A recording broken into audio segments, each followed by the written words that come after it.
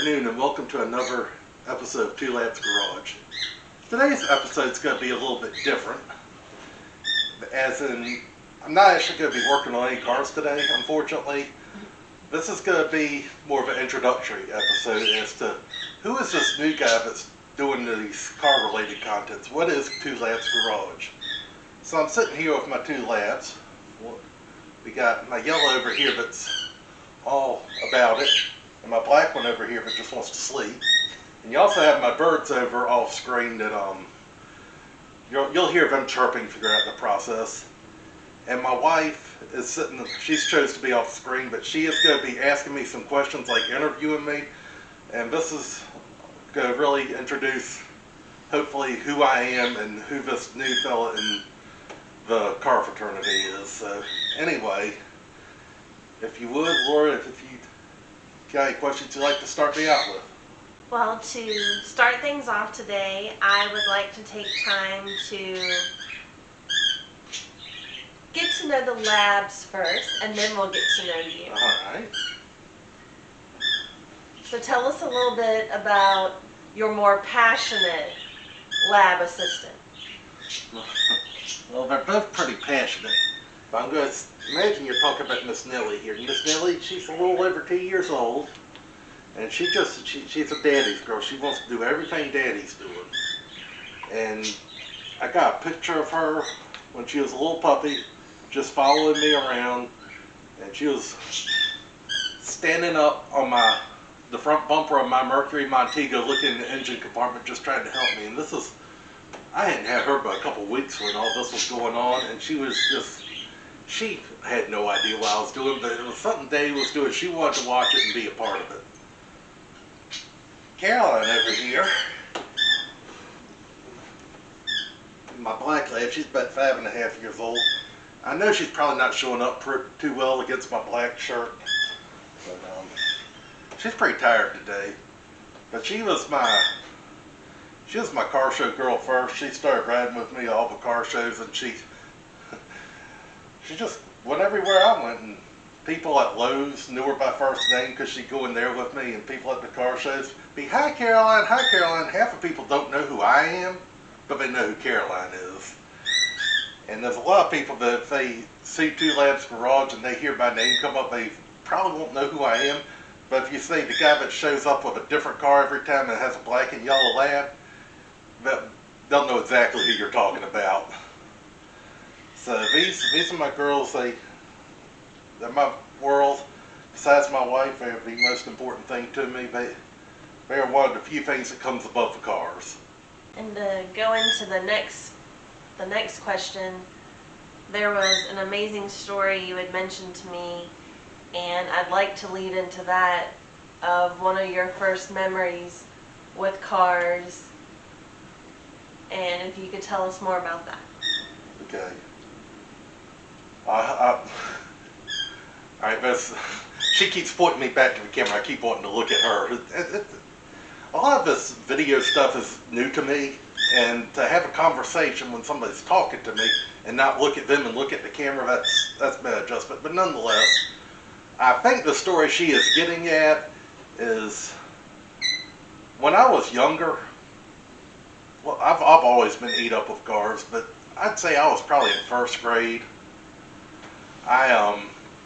My dad was showing me some stuff he was doing on the lawnmower. The lawnmower wasn't running, and he took the spark plug off and did the thing where you pull the rope and see if it's sparking.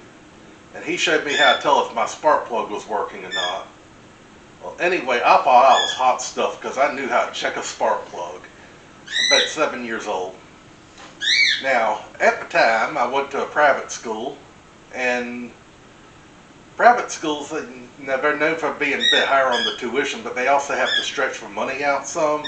So one of the things that they did at the time is they would get the school buses secondhand from the public schools in the area. So all the school buses that they had at the time were secondhand Newport News City public school buses. I know this has turned into a little bit of a long story, but anyway, first grade, our class, and I think a few other classes, we went to the plays that the local high school was putting on. I couldn't tell you the first thing about the plays, But I can tell you, in the school's infinite wisdom, and you'll understand why I say this in a minute, one of the buses that they chose to ferry these students out there was bus number 15. And even the first graders could have told you that taking that bus was a mistake, because I think it was the biggest piece of woohoo on the road. Well, sure enough, when it comes time for us to leave, bus 15 won't start. Naturally, that's the bus my class was on. And I'm kind of, even at that age, I'm like, this is my surprise face. But nonetheless, being the kid that's eat up with cars and knows how to check a spark plug, I'm pestering every teacher or every adult I can find to let me work on the bus because I know how to fix the spark plugs on it. And honestly, number 15, that was probably the least of its problems, and that was long enough ago. That probably actually was a gas-powered bus. I don't know. But nonetheless, that's like the first memory of me wanting to just dive in and work on a vehicle, was trying to fix the spark plugs on a worn-out school bus when I was in first grade. What are some of the other interests you had growing up in regards to vehicles? NASCAR. I was a big racing fan. Racing was always my thing. I remember the first kind of thing I remember was my parents took me on a trip to Ocean City. And they got me one of these big plastic Ertl cars that was popular in the early 80s or so. I think it was every bit of that big, but it was just this lightweight plastic thing. And it was blue and it had the 43 on it. That was Richard Petty's car. So naturally, I was all about Richard Petty. I actually remember Richard Petty winning some races, but he was at the twilight of his competitive days at the time. So in the couple of years following that, he got so he wasn't winning anymore. And I started to become a little disheartened. My dad, in his infinite wisdom, said, why don't you pick a different driver to root for? And maybe somebody else could. So I picked this rather flamboyant driver, and he came and he won a whole bunch of races that year. That driver was Tim Richmond, and he fell off the radar screen soon after that because of illness and all. But anyway, I could go on and on about that, but that's my early days of car-related stuff that I remember. The other thing is this is more personal. The cars my parents had growing up, there's a car I barely remember, but it was a white 63 Mercury Comet, red interior. My dad loved that car. It got totaled before I was really old enough to have memories. But the other two they had was a 1970 Cutlass 4-door, kind of the same color, kind of the color of Nelly here. And there was a 64.5 blue Mustang. And I will tell you that the day that each one of those cars was sold, I cried and cried and cried. And the Oldsmobile I kind of understood because it was just getting older and all. I'd love to have that car now. If I could get that car now, I think my wife probably wouldn't be too happy about it because it would have to come home. She's rolling her eyes now. But the Mustang, I irritated my parents to death about getting rid of that thing till the day I got myself a Mustang. Same body style, even though it was a 66 model, and painted it the same color. So really, my mom's Mustang, that thing, it was a 64.5, but it was one of the very last ones that actually had the 289 in it. It had the 225 horsepower package. I know this because I talked to the guy that bought it from him. And it had the T10 Borg-Warner transmission, so that was really a nice car. But I hated that it slipped through my fingers. I did try to track it down years later and all, and I did manage to find it, but the guy wanted a king's ransom for it, so I've since lost track of it.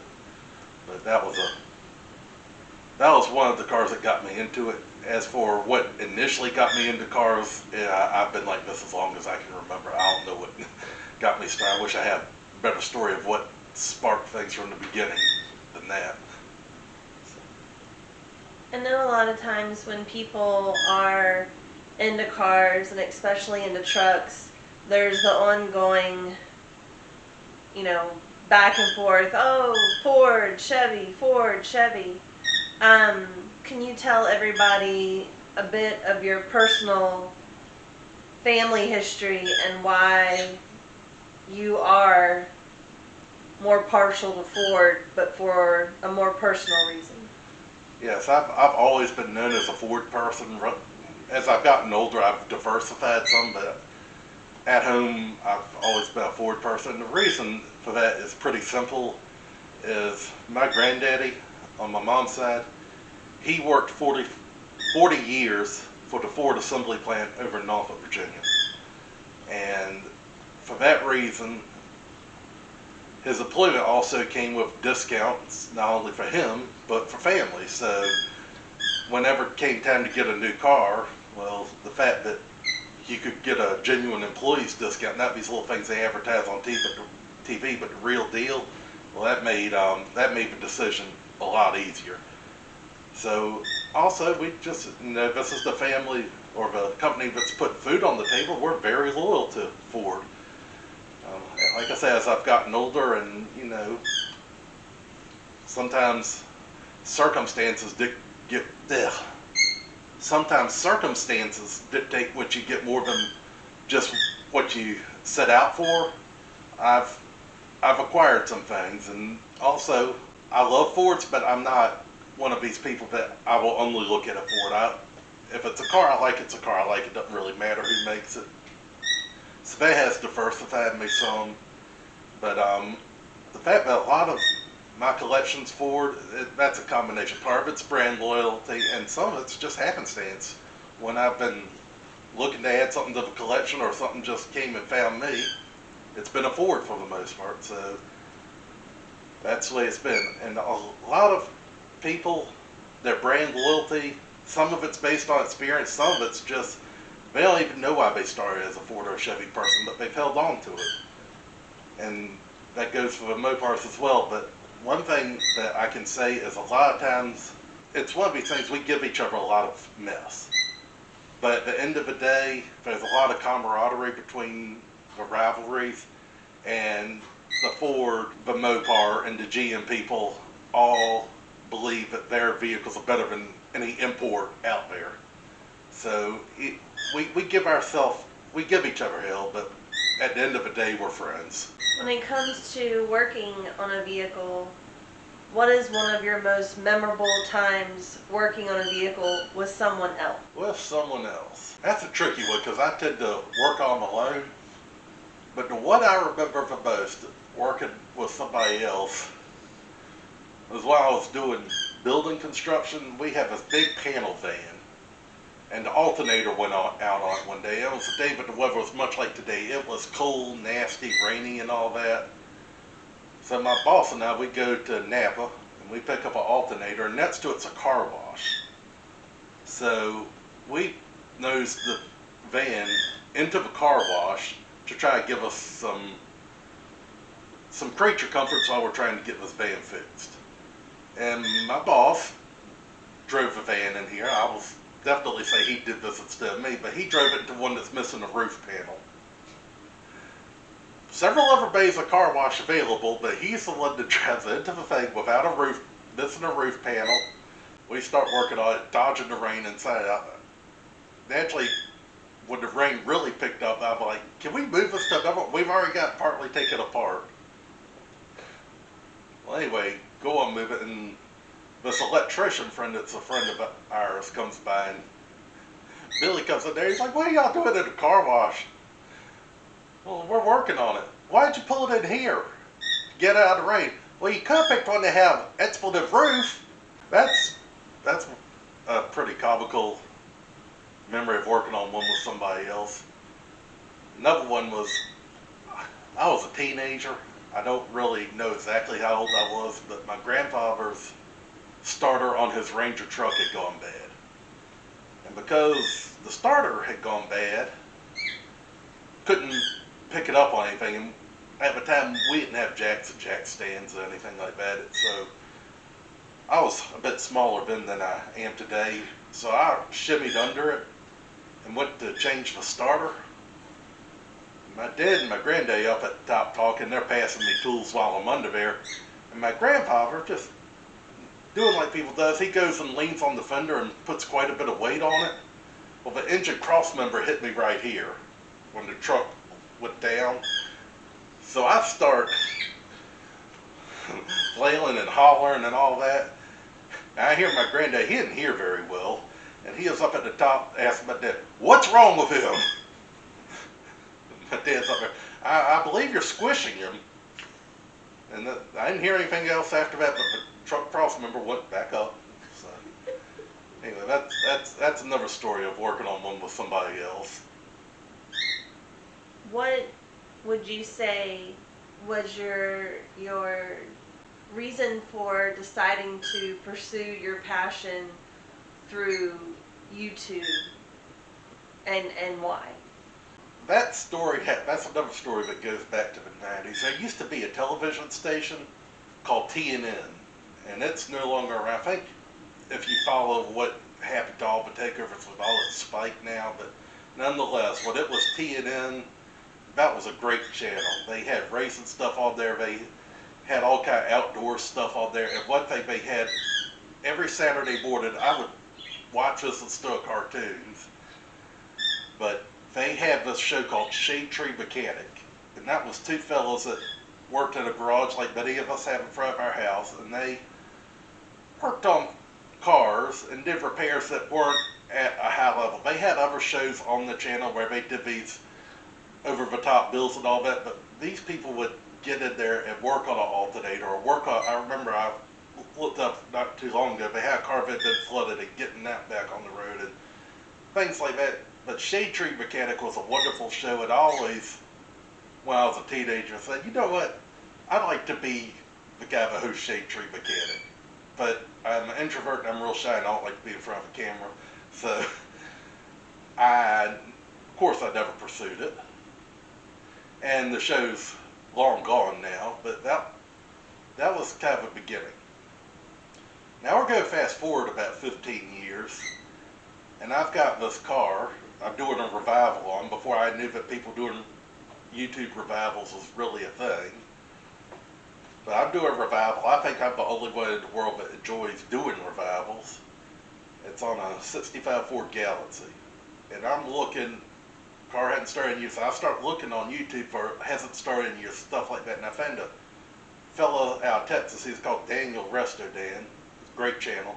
But he took a 63 Impala that parked out, it looked like in a cow pasture, but I couldn't really tell, for 20 some years, got it running, built the thing with a combination of junkyard parts and swap meet stuff. He did it everything on a budget and got this car running, and I fell in love with that thing. His video series is like 80 some videos on that car. I think I've watched every one at least twice. Great series. So, a little later on, in fact it was this past summer, I had some family in town. And one of my family members, I hadn't seen him in a while, he lives in Texas, but he was up in the area and he was talking to me, he knows about me and the cars and all, he's like, have you ever watched Vice Grip Garage? I'm like, huh? I never heard of it. He's like, you really need to watch this, because this guy takes these old cars that have been abandoned for years, fixes them up and drives them home. I'm like, okay. So I went home, watched it, watched one episode, I'm like, okay. Started watching a few more of them, and I got hooked. And the more I got to watching them, and then I start seeing the YouTube suggestions on other content you may like, and learned about a few of the other channels. I'm watching this, I'm like, wow, this is what I'm doing anyway. And I talk to myself when I'm working on these vehicles, when I'm fixing them up. Oh, I can do this. This is what I've been doing all along. All I gotta do is put a camera up. And when I talk, actually look at the camera a little bit. And try not to have so many drawn out spots, and keep things family friendly. So anyway, I went and dug out this old camera I had that all you had to do was click it to video mode, hit the start button, and it ran. And I found out there's a whole lot more to this videoing than just turning a camera on. I have a whole big appreciation, and I've peeled back a whole lot of layers to this onion to finding out all about the filming process. But I've enjoyed it fairly well. I enjoy learning new things. I think it's been a blast, and the other thing too is it is kind of allowing me to do some more of the stuff I really enjoyed, which is the revivals and the working on them. I've done car shows before, but at least on the local level, I get to where I see a lot of the same ones over and over again. It tends to get a little boring, and so I like to mix it up. Not that I have anything against the shows. They're great, and they raise a lot of money for a lot of great charities, but we all have our niche in the hobby, and believe it or not, after being in the hobby over 20 years, I'm still kind of finding my own. The thing I wanted to do on this channel was periodically, once I get some more subscribers and some more viewers and all, it's about once a month or so, I'd like to do a Q&A session where I go through and I'll look at comments, questions on videos, anything that somebody may email me or whatever, get some of the questions together and then answer them on camera in a video. That's one of the things I like to do to become more engaged and get my viewers engaged in the channel and all. Also, I even thought about, and this is just a thought at this time, but something along these lines is possibly quarterly, actually do a go live video where viewers will literally stream their questions straight over, and I'll have a little screen that pops up. I'll see a question and I'll answer it. So that's something that I thought about doing. That would be something I only do a couple times a year though, but that is something that I would consider doing. What's one of the most fun things you've worked on the vehicle? Oh, I'm pretty much always like a new challenge. Currently, the Dodge truck that I did a revival on, I've been working on changing the clutch on that and pulling the transmission out and all that. That's been a new challenge. That's been enjoyable. One thing I've done a few times is I've taken a vehicle that has not run in many years, sometimes even decades, such as my Pontiac Tempest and my 65 Galaxy, and gotten them running and put them back on the road. And sometimes when you see the previous owner's face when they see their old vehicle that they've given up for dead and it's come back to life, that's quite rewarding to see their reaction when they see that what you've done to something that they cared a lot about, and you've taken the time to get it running, get it driving, make it look good again. With your experience with cars, have you come across any stigma or anything with the price of parts or vehicles that you would like to comment on at this time? Yes, a lot of people, they hear that you have an antique vehicle, and then they hear you have multiple, they think you're loaded. And I can assure you with me that is not the case, not even close.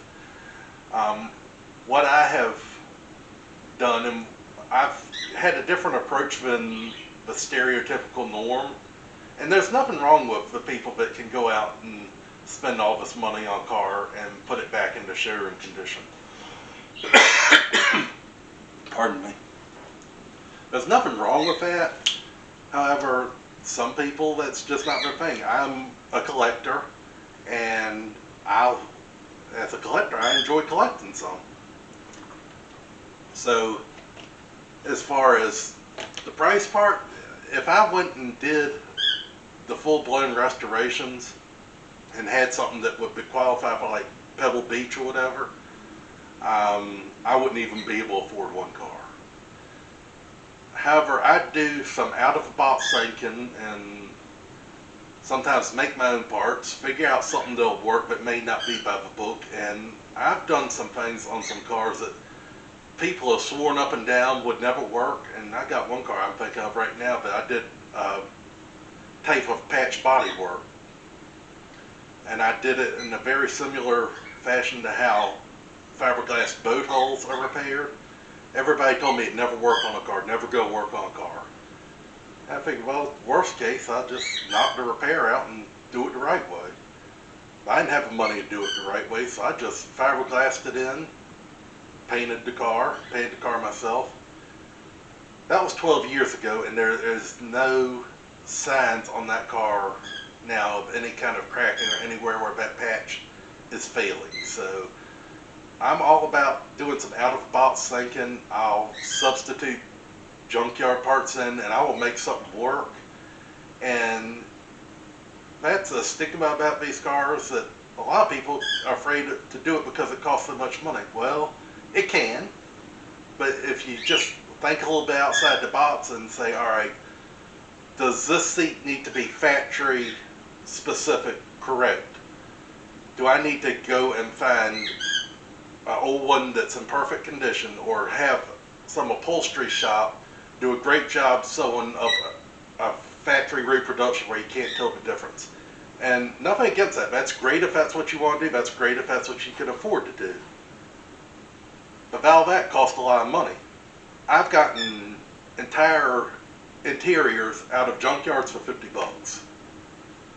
And they are not intended for that particular vehicle. For example, the truck I'm working on now, the white Dodge that was in the Revival video, I got a Ford F-150 seat for it, but it's in great condition. I don't know that I ever would have been able to find a seat for that truck that's proper for it in a junkyard that would have worked.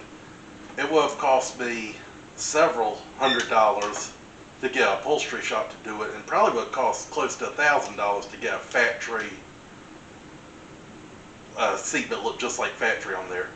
I think I paid $30 at the junkyard for the F-150 seat, which is the right color and it's in great shape, just needs a good cleaning and stuff like that. I'm not going to, in the channel, get a whole lot into dollar figures, because just because I was able to find something for a price doesn't guarantee that somebody else will. Like, your junkyard may have different prices than mine. I might just look up and get something for a deep discount, or something that somebody just wanted to get rid of.